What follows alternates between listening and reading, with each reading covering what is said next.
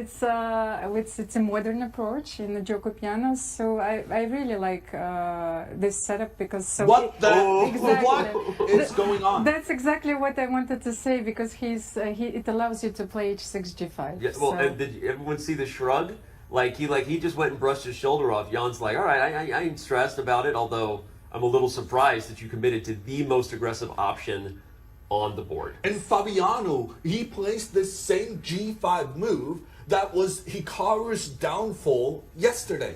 So he's saying kind of also to Hikaru, yeah, this didn't work for you, but when I play it, then I'm going to create an attack in a better fashion than you managed. Well, and let's talk about, it is sort of an evolving idea that we have seen more and more modern Italians go this way for black, and that one of the things about h6, we think about it historically as guarding the g5 square, whether for the bishop or the knight.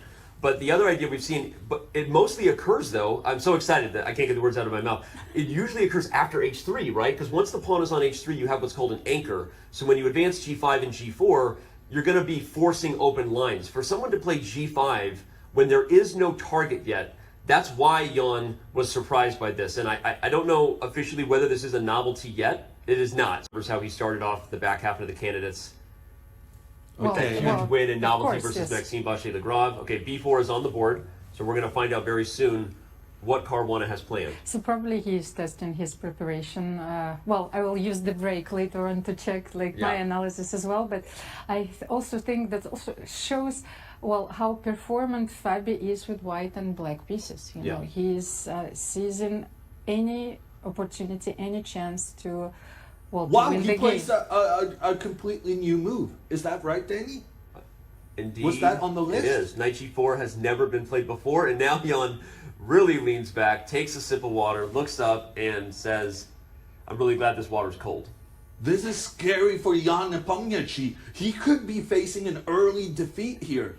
The line goes rook to e2, and Fabiano is going to sacrifice his knight for that white pawn. The rook will recapture, and then maybe pawn to g4.